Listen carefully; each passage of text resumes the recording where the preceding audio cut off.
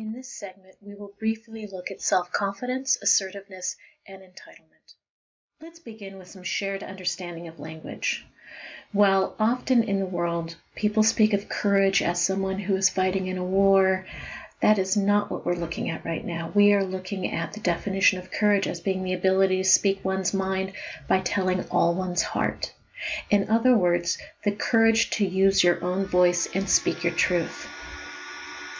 Self-confidence is the belief that one can perform successfully.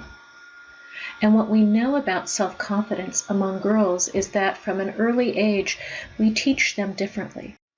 Jean Block calls this the difference between teaching roots or wings. That we teach girls to root at home and care for things, and we teach boys the wings of freedom. The answer is yes, and the reasons are complex. Let's look at the impact in the classroom. Clearly not the first place that girls' self-confidence and self-esteem are challenged, but one that is interconnected with knowledge, skill building, and future careers. So we ask the question, do teachers treat boys and girls differently? Again, we have a resounding yes. And they're treated differently in the amount of attention, the kind of attention, and the mastery-oriented feedback response. Carol Dwork's research on teacher reactions to success and failure point this out clearly. Some critics have argued that if there is a problem with gender and schooling in North America, it is the boys and not the girls who are having more trouble. After all, girls get higher grades than boys all through school. Boys are more likely than girls to drop out of school and less likely than girls to go to college. If girls do better and get more positive feedback in school and boys are picked on and more likely to drop out, why should we be concerned about girls?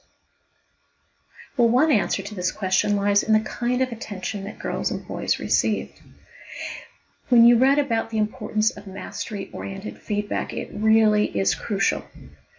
Getting a response of, "You're so pretty," or "Look at how quiet she is," or "How calm she is," or "How she has her hands in her lap," is much more different than "You're so smart.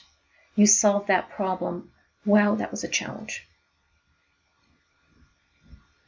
One teacher reported that she had instituted a careful policy of calling on girls and boys equally by using her attendance roster. After 2 days of this policy, the boys rebelled.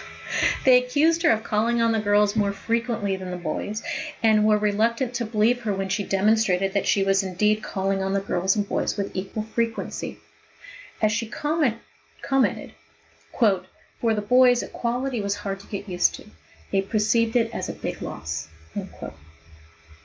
And by the way, this is not just happening to children in North America, but similar patterns of teachers treating boys and girls differently have been found in many other countries, from Europe to Costa Rica to Taiwan.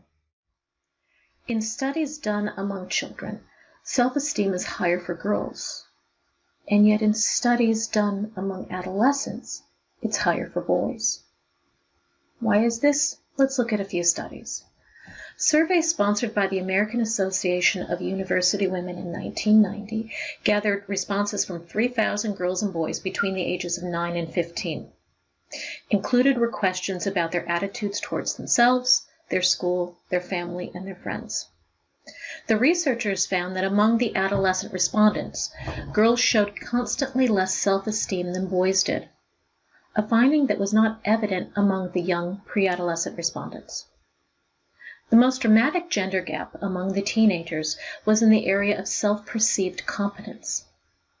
Boys were more likely than girls to report that they were pretty good at a lot of things, whereas girls were much more likely than boys to say that they were not smart enough or not good enough to fulfill their aspirations. Other factors that were involved. Self-esteem appears to vary by ethnicity as well as gender. Males of all ethnic groups scored above the mean for the entire sample. Females of all ethnic groups, except black girls, scored lower than their male counterparts. Among females, only black females scored above the mean. In a 2010 U.S. adolescents population-based study of more than 6,500, They found low self-esteem was significantly associated with the following: being female, identifying as Hispanic, being overweight or obese, and spending more time watching television. The researchers also found that, as in the earlier study, young Black women were at lower risk for low self-esteem than were their female peers of other races. As such, the risk of low self-esteem for white, Hispanic, and mixed-race young women was 2.5 to 3 times higher than for young Black women. Let's look at some of the core issues why girls lose self-esteem, and particularly in adolescence. There is gender intensification and an emphasis on the body image and beauty that becomes much more poignant during the adolescent years.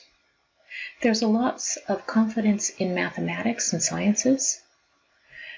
There's a gender segregation where peer socialization plays a role. And there's a huge differential treatment by teachers.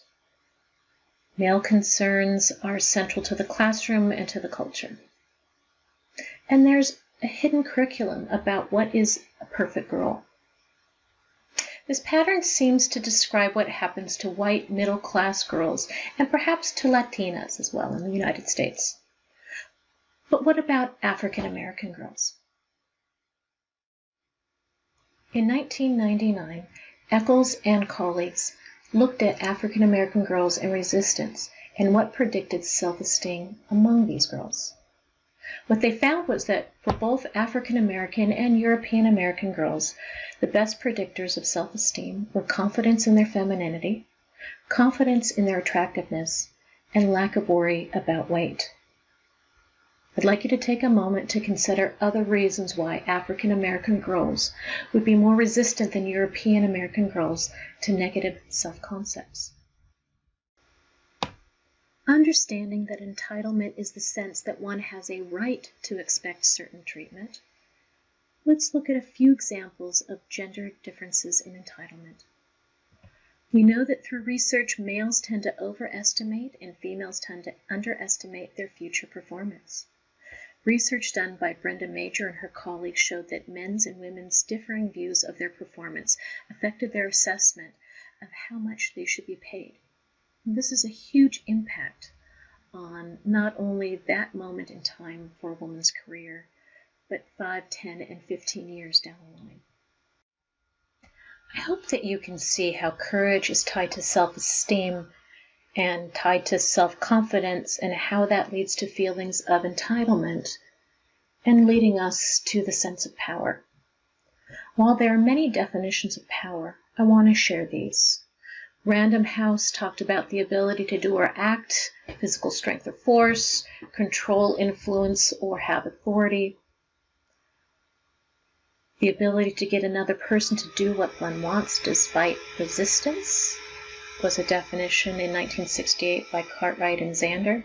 The capacity to get things accomplished, Goodchilds in 1979. Part of the process of bargaining and compromise that occurs in a relationship. While power in and of itself is neither good nor bad, we have to look at the influence. When good, it is a way that we elevate all people and allow people to be their fullest. Yet the abuse of power, the desire to maintain and hold all power, can have devastating impacts for many. Depending on one's courage, self-esteem, self-confidence, and personal power impacts that person's style of power or influence, whether it is direct or indirect. Think of the example of a couple who wants to do something. The person that feels strong in their own body, that has their own voice, might say, I would like to, I would like us to, I would like you to. Where a person that doesn't feel that sort of power may try to influence the other by saying something in regards to, well, we've done what you've done 67 times, and all I want is this one little thing. Don't you think it'd be okay? Another variation is a concrete reward versus a personal reward. Is one doing something for their own self-value and worth that influences them, or do they do something because of a pay structure? And finally, and perhaps most importantly, is this concept of competence versus helplessness. As we teach girls learned helplessness, that it may be better in their lives if they ask for help and don't know what to do. It really puts them at a greater and greater advantage as they get older, as opposed to someone who, again, feeling strong in themselves and their own body, feels competent and capable to achieve anything they set themselves towards. And finally, we look at societal reactions to female power. When we consider women who feel confident, have personal power, who can be direct, are competent and capable and skilled at what they do, societally, we have a difficult time with them. And women have a difficult time being torn between the concept of being powerful and being nice. Harsh judgments come when femininity norms are violated.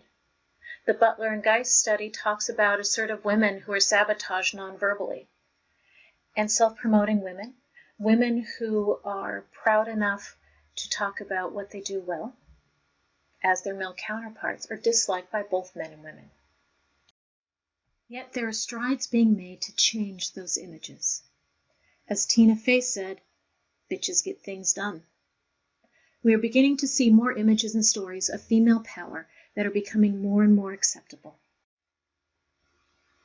Since 1950, 75 countries have had women as heads of state or government. And as November 2019, 29 countries currently had women serving as heads of state or government. From Bangladesh to Ethiopia to Georgia and Singapore, women are emerging into political leadership across the globe. And world crises are showing their talents. And yet in the United States, we have yet to see a woman in a top leadership position. The women you see are just some of the brave, strong women fighting for equality for all and attempting to change a problematic administration. They tend to be demeaned, labeled, and vilified for the same characteristics, actions, and qualities for which we hold men in high standard. So I end this by asking you to ask yourself, what future do you predict for yourself in terms of power and success and a bright future?